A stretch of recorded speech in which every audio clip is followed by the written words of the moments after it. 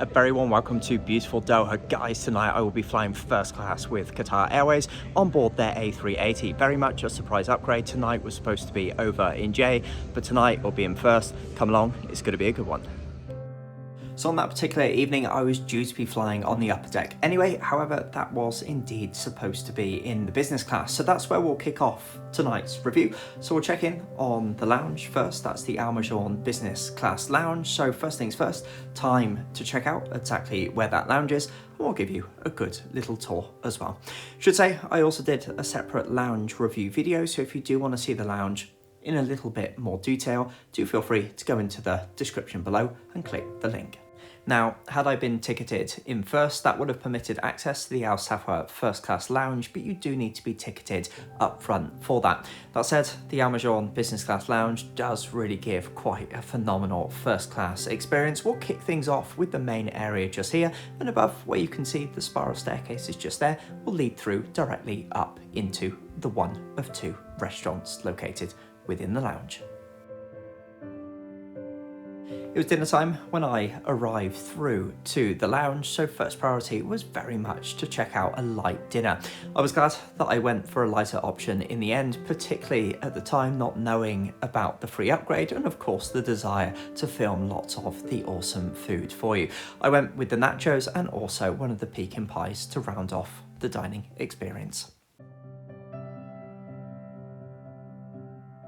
As part of the main restaurant, this does have a buffet selection and also an a la carte, so you can choose or chop between them both. Down at the other side of the lounge, there's then a separate restaurant which serves lighter snacks, and this is also where the sleeping facilities and showers are located. I crashed into one of the sleeping rooms for a couple of hours, and that was a nice way just to chill out before the flight.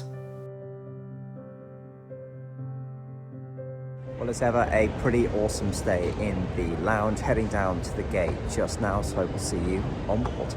Just before we do head to the aircraft, I was very keen to show you guys the brand newly opened section of Doha International Airport. This was absolutely stunning. This was probably most similar to the Jewel at Changi, and it was a really nice area just to rest, relax, shop or eat. Definitely check that out when you get there. Upon arriving at the boarding gate, I was given the news that I'd been upgraded to first class, and not only that, but in seat 1A as well. What an incredible dream come true. The only thing left to do was to race on down that jet bridge, jump on board and experience this phenomenal cabin for the very first time. The seats were laid out in a traditional 1-2-1 format, with Qatar Airways moving away from the suite space model that you see more commonly across the likes of Emirates or Etihad. There's certainly some advantages to this, particularly when it comes to positive interactions with the crew. That said, one of the fears would typically be around the level of privacy. I have to say, this did seem more than enough with this privacy divider able to be extended or lowered as you need it on board. Despite the sheer amount of size on offer, all of the controls were within very easy reach, so you could deploy absolutely everything that you needed to, sat right back in the seat itself. Just down to the side of the seat, I quickly found the main panel, which controls all of the main features within the suite, including the orientation of the seat and also all of the lighting controls as well. Shortly after boarding, the pajamas were quickly handed around. This was an overnight departure, and of course that fantastic champagne was then very quickly served as well. I had the 2004 Krug, and it was very good indeed. Amenity kits were also handed around. I promise we'll check that one out a little bit later into the video as well. Before then, an awful lot more of this seat to explore. Just down to the left hand side was a water bottle and also the controls for the entertainment screen. I have to say, the longer I spent in the suite, the more little details I picked up, such as just reaching backwards to the rear of the seat, a little reading light that can be deployed. It's little features like that that really did make the suite feel as special as it was. That said, there were no overhead storage whatsoever, so it's more a locker style system at the front that did keep the cabin feeling very light and airy. But I would say, if you are flying this particular product, do make sure that you have everything that you'll need for the flight within easy reach, as there's no quick and easy access to luggage as you'd be used to with other products. And whilst we're on it, how amazing are these windows, right? Anyway, Without further ado, let's jump on and check out the entertainment. First things first, the headset. Very much in line with everything that you'd expect from a first class headset. Really good noise cancelling headphones. These were very much in line, I think, with what are also given out in the business class as well. Now, we're all pretty much used to touchscreens in this day and age, but flying a suite as large as this one, of course, the touchscreen, or the main touchscreen, is completely out of the question. So all of the entertainment itself is handled completely on the remote, all within easy reach. The Qatar Onboard entertainment system is absolutely superb and does have a range of really good options available. That said, on that particular evening, as we taxied out towards the runway, there was only one show that I was interested in watching.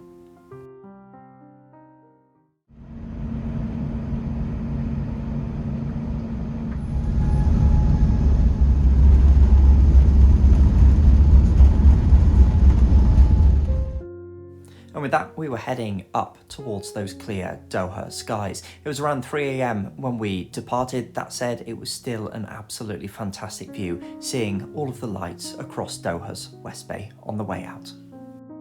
When we were in the climb, this gave me the opportunity to check out a few more features of the suite and also get some more shots. Honestly, the size I couldn't get over. It was absolutely amazing to have all of this space on board. The lighting was also absolutely beautiful as well.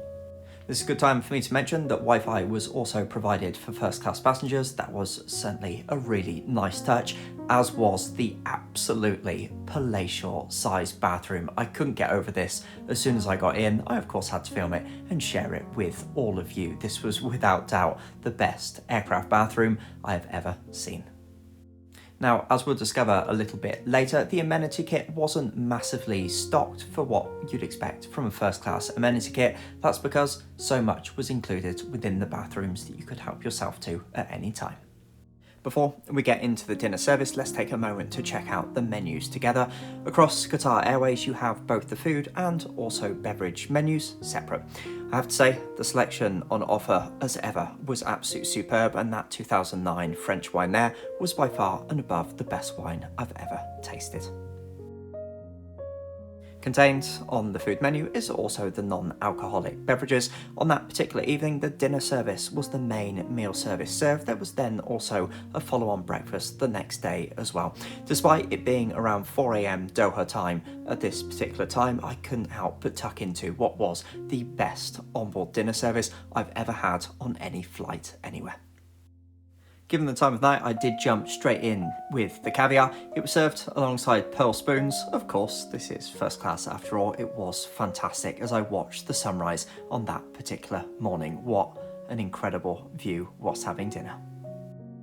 An amuse-bouche was then served between courses. As I enjoyed that, the sun continued to come up. It was the most surreal experience tucking into this incredible multi-course dinner whilst watching the sunrise out the window. But when you get this lucky, you really have to make the absolute most of it. It was then onto a main course. From there, I had a little bit of time just to observe with all the little extras that they serve up on the table. There really are some very nice touches indeed when flying the premium cabins with Qatar Airways.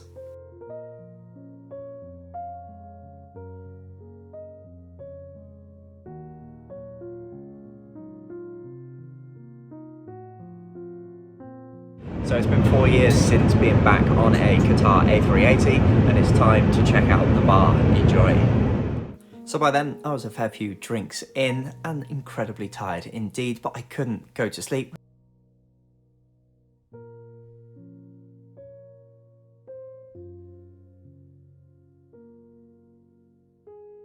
So here it is, Qatar Airways First Class World Cup Edition. Pajamas modelled, of course, by yours truly. It's been an incredibly long night. It's approaching 7 a.m. Dubai time. Time to head to bed for a couple of hours, brush my teeth, and finally get some sleep. Stay tuned. Well, as you'd expect, the quality of the sleep and the bed was absolutely fantastic. I decided to film this in the morning. With the extra light, you can really see exactly what was going on. It was one of the best night's sleeps I've ever had on board a flight ever. I missed the chocolates before going to bed, Noticed these in the morning and they were very nice indeed, and I did have these to wake up to. A little bit odd, I know, but when flying first class, you've got to make the most of these things. The Amenity kit, as mentioned previously, wasn't massively well stocked in terms of the various different items in it, but did certainly have a few nice things going on, and the quality of the bag itself was really very nice indeed, so I'll be looking forward to making the most of that after the flight. Overall, an absolute dream come true to finally fly Qatar Airways First Class aboard the A380. I know this isn't their aircraft of choice to really be operating at the moment, but it is dictated to indeed by the sheer amount of demand around the world just now, so it was absolutely fantastic to get to experience this. I'd love to do it on a slightly longer route, preferably daytime, to really make the most of it, but overall a really super experience, made all the better by the quality of the cabin crew and indeed service on board. They really were incredibly welcoming, and there was one or two members in particular that made it the most unforgettable experience.